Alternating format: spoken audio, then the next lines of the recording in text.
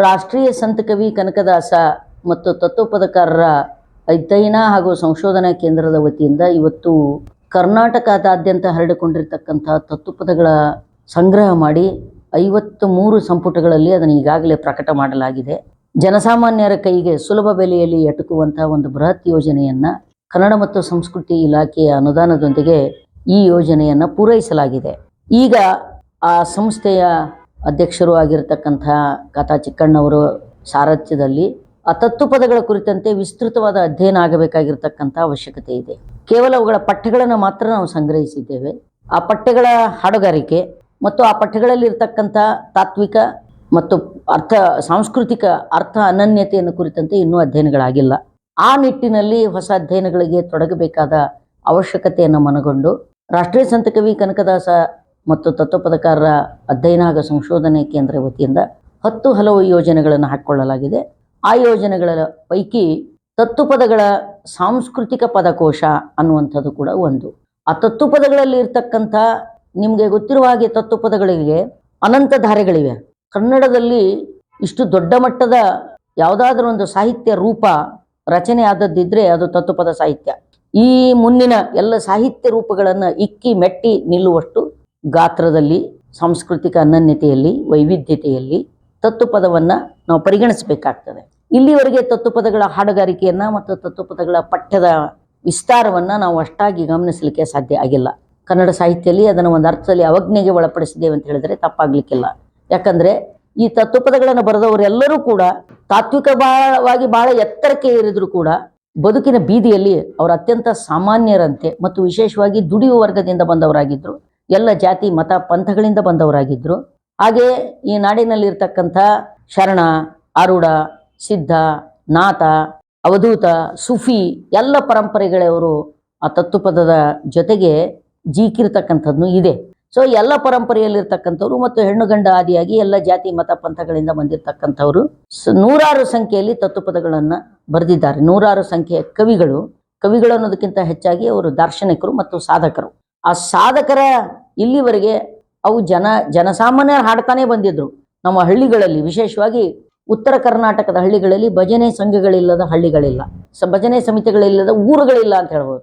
ಉತ್ತರ ಕರ್ನಾಟಕ, ವಿಶೇಷವಾಗಿ ಹೈದರಾಬಾದ್ ಕರ್ನಾಟಕದಲ್ಲಿ ಭಜನೆ ತಂಡಗಳಿಲ್ಲದ ಹಳ್ಳಿಗಳಿಲ್ಲ ಅಂತ ಹೇಳಿದ್ರೆ ತಪ್ಪಾಗ್ಲಿಕ್ಕಿಲ್ಲ. ಪ್ರತಿ ಹಳ್ಳಿ ಒಳಗೆ ಒಂದಕ್ಕಿಂತ ಹೆಚ್ಚು ಭಜನೆ ತಂಡಗಳಿವೆ. ಇಲ್ಲಿಯ ಎಲ್ಲ ಗುರುಗದ್ದಿಗೆಗಳ ಆರಾಧನೆಯ ಸಂದರ್ಭದಲ್ಲಿ, ಗ್ರಾಮ ದೇವತೆಗಳ ಜಾತ್ರೆ, ಉತ್ಸವ, ಶ್ರಾವಣ ಮಾಸ, ಅಮಾವಾಸ್ಯೆ, ಹುಣ್ಣಿಮೆಯ ಸಂದರ್ಭದಲ್ಲಿ ಗ್ರಾಮಸ್ಥರೆಲ್ಲ ಸೇರಿಕೊಂಡು ತಮ್ಮ ಉಚ್ಛೃಂಖಲಿತವಾದ ಕಂಠಗಳಿಂದ ಅವರಿಗೆ ತಮಗೆ ಬೇಕಾದಷ್ಟು ಸಂಗೀತದ ಜ್ಞಾನ ಇತ್ಯಾದಿಗಳೆಲ್ಲ ಇರ್ತದೆ. ಹಾಡುವಂಥ ಒಂದು ಪರಂಪರೆಯನ್ನು ಸಾವಿರಾರು ವರ್ಷಗಳಿಂದ ಹಾಗೆಯೇ ನಾವು ನಡ್ಕೊಂಡು ಬಂದಿದೆ. ಆ ಎಲ್ಲ ಮಟ್ಟುಗಳ ಸೂಕ್ಷ್ಮತೆಯನ್ನು ಕೂಡ ಇವತ್ತು ಕಳೆದು ಹೋಗ್ತಾ ಇರುವಂಥ ಸಂದರ್ಭದಲ್ಲಿ, ಇವತ್ತು ಆಧುನಿಕತೆಗೆ ಒಡ್ಡಿಕೊಳ್ಳುತ್ತಿರುವಂಥ ಸಂದರ್ಭದಲ್ಲಿ, ಅವುಗಳು ಕೂಡ ಪಲ್ಲಟ ಹೊಂದುತ್ತಿರುವಂಥ ಸಂದರ್ಭದಲ್ಲಿ ಆ ಮೂಲ ಮಟ್ಟುಗಳನ್ನು, ಆ ಮೂಲ ಧಾಟಿಗಳನ್ನು, ಅವರ ಹಾಡಿನ ಆವರಣ ಮತ್ತು ಅದರ ಹೂರಣ ಎರಡನ್ನೂ ಒಟ್ಟಿಗಾಗಿ ಹಿಡಿಬೇಕನ್ನುವಂಥ ಒಂದು ಯೋಜನೆಯು ಕೂಡ ಇದರ ಒಳಗಡೆ ಇದೆ. ಎರಡೂ ಸದ್ಯಕ್ಕೆ ಪ್ರಮುಖವಾದ ಯೋಜನೆಗಳನ್ನು ಕಾರ್ಯಗತಗೊಳಿಸಲಾಗ್ತಾ ಇದೆ. ಒಂದು, ಆ ಪದಗಳ ಪಾರಿಭಾಷಿಕ, ತಾತ್ವಿಕ, ಸಾಂಸ್ಕೃತಿಕ ಅರ್ಥಕೋಶವನ್ನು ಕೊಡ್ತಕ್ಕಂಥದ್ದು. ಅದು ಪ್ರಧಾನ ಸಂಪಾದಕರಾಗಿ ಕೃಷ್ಣಮೂರ್ತಿ ಹನ್ನೂರವರಿದ್ದಾರೆ. ಅವ್ರ ಜೊತೆಗೆ ನಟರಾಜ್ ಬೂದಾಳ್ ಅವರಿದ್ದಾರೆ, ಪ್ರೊಫೆಸರ್ ಸಿ ಬಿ ಚಿಲಕರಾಗಿ ಅವರಿದ್ದಾರೆ, ಪ್ರೊಫೆಸರ್ ಮಾಳ್ಗೆ ಅವರಿದ್ದಾರೆ, ಮಹೇಶ್ ಹರ್ವೆ ಅವರಿದ್ದಾರೆ. ಹೀಗೆ ಅನೇಕ ಜನ ಅದರೊಳಗಡೆ ಕೆಲಸ ಮಾಡ್ತಾ ಇದ್ದೇವೆ ನಾವು. ಆ ಕೆಲಸದ ಜೊತೆಗೆ ಅವು ಹಾಡುಗಾರಿಕೆಯಲ್ಲಿ ನಡೀತದೆ. ಅಲ್ಲಿ ಹೋಗಿ ನೇರವಾಗಿ ಅವರಿಂದ ಪದಗಳನ್ನು ಹಾಡಿಸಿ ತೆಕ್ಕೊಂಡು ಬಂದು ಅವುಗಳನ್ನು ಆಧುನಿಕ ತಂತ್ರಜ್ಞಾನಕ್ಕೆ ಒಗ್ಗಿಸಬೇಕು ಮತ್ತು ಜನಸಾಮಾನ್ಯರ ಕೈಗೆ ಸಿಗುವಂತೆ ಬಿಡಬೇಕನ್ನುವಂಥ ಒಂದು ಪ್ರಯೋಗ ಅಧ್ಯಯನ ಕೇಂದ್ರ ಮಾಡ್ತಾ ಇದೆ.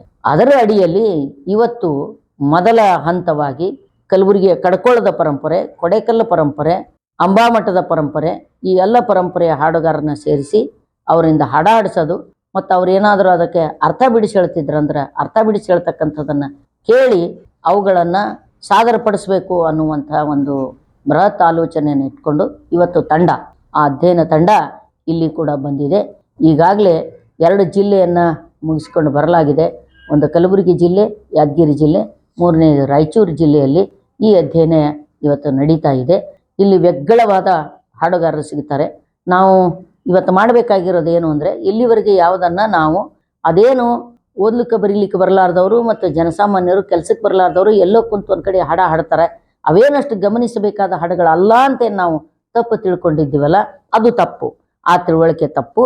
ಆ ಹಾಡುಗಳಿಗೆ ತನ್ನದೇ ಆದಂಥ ಸಾಂಸ್ಕೃತಿಕ ತಾತ್ವಿಕ ಅನನ್ಯತೆ ಮತ್ತು ಹಾಡುಗಾರಿಕೆಯ ಮಟ್ಟಗಳು, ಧಾಟಿಗಳು, ಅದರ ಏರು ಇಳುವು, ಧ್ವನಿ, ಕಾಕು ಇವೆಲ್ಲವುಗಳಲ್ಲಿಯೂ ಕೂಡ ಒಂದು ಆಕರ್ಷಕವಾಗಿರ್ತಕ್ಕಂಥ ಮೊತ್ತ ಇದೆ ಅನ್ನೋದನ್ನು ನಮ್ಮ ಹೊಸ ಪೀಳಿಗೆಯ ಮಕ್ಕಳಿಗೆ, ಹೊಸ ತಲೆಮಾರಿನ ಹುಡುಗರಿಗೆ ಅದನ್ನು ತಲುಪಿಸಬೇಕು, ನವ ಜನಾಂಗಕ್ಕೆ ಅದನ್ನು ತಲುಪಿಸಬೇಕು ಅಂತಿಕೊಂಡು ಹೇಳಿ ಈ ಕೆಲಸವನ್ನು ಇವತ್ತು ಅಧ್ಯಯನ ಕೇಂದ್ರ ಮಾಡ್ತಾ ಇದೆ.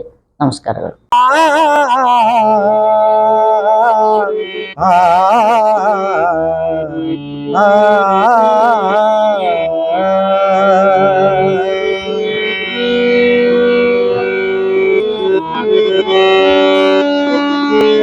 ನರ ಜನ್ಮವ ತೊಡಿದು ಹರ ಜನ್ಮವ ಮಾಡಿದ ಗುರುವೇ, ಭವ ಬಂಧನ ಬಿಡಿಸಿ ಪರಮ ಸುಖವ ತೋರಿದ ಗುರುವೇ, ಭವಿ ಎಂಬುದು ತಡಿದು ಭಕ್ತೆಯೆಂದೆನಸಿದ ಗುರುವೇ, ಚನ್ನಮಲ್ಲಿಕಾರ್ಜುನ ನನ್ನ ಕೈ ವಶಕ್ಕೆ ತಂದಿತ್ತ ಗುರುವೇ, ನಿನಗೆ ಶರಣು, ನಿನಗೆ ಶರಣು.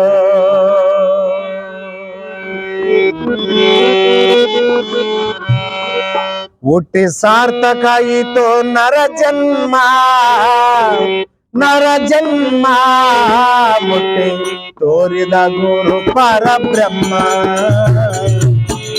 ಮುಟ್ಟಿ ತೋರಿದ ಗುರು ಪರಬ್ರಹ್ಮ.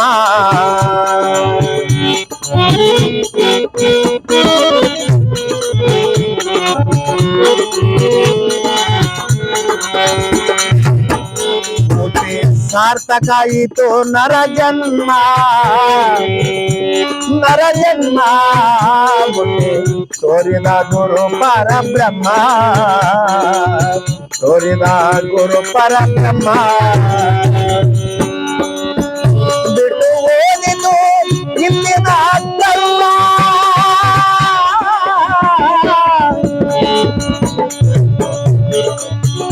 ಬಿಟ್ಟು ಓದಿತು ಇಂದಿನ ಕರ್ಮ, ಮುಟ್ಟಿ ತೋರಿದ ಗುರು ಪರಬ್ರಹ್ಮ.